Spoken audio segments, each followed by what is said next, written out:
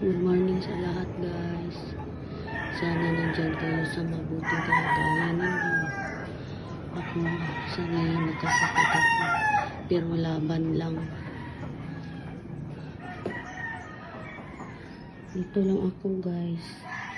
Dito lang ako sa loob ng kwarto. Hindi nga ako nakapaglinis kasi masama yung pakiramdam ko.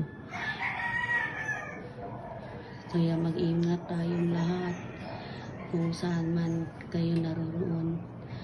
Mag-ingat tayo sa panahon ito kasi magkasakit tayo ngayon dahil sa panahon na sobrang mainit. So ingat-ingat tayo lahat guys. Sa susunod na lang ako magbablog kung mabuti na ang kalagayan ko. In his early 7 days, naging radiant ang kutis ko. Sa tingin mo, bakit ganito ang nangyari? Sa tingin ko po kuya kasi boosted ito with green papaya enzymes. Pero do you use? Kapansin-pansin ang kutis nila as early as 7 days. With regular use, kitang-kita ang kutis talaga with Silka Green Papaya Soap. Boosted with green papaya enzymes. Silka Green Papaya Soap. Sama-sama na naman!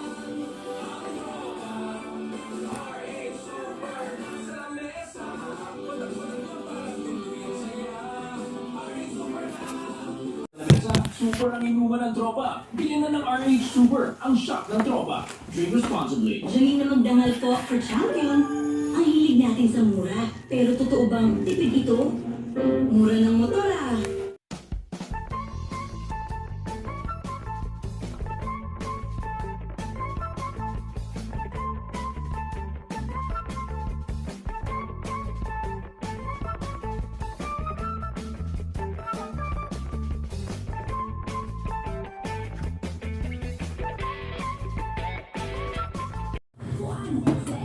Station sa inyong lugar.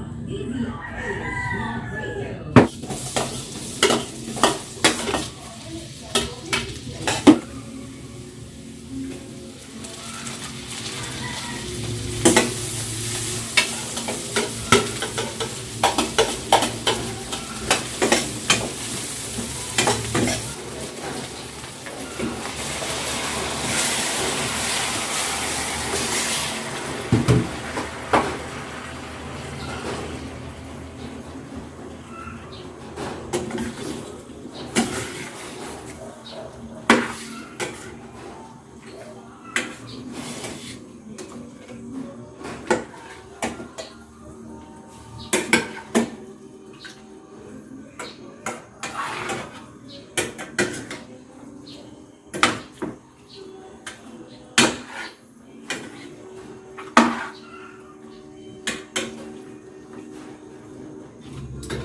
Palagi na lang kami nagluluto ng manok guys.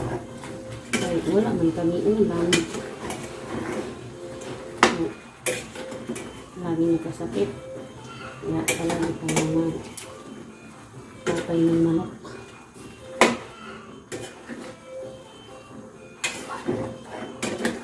Para lalakas tayo. Kain tayo ng manok.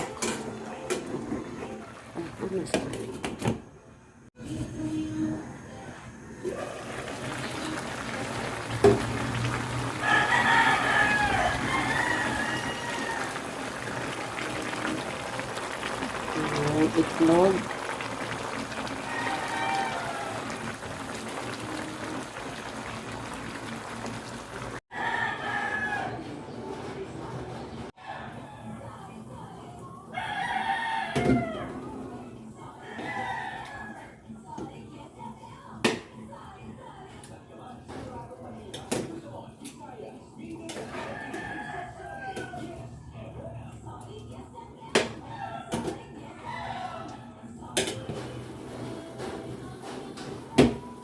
Ito na naman tayo guys. Magluto naman tayo ulit ng manok.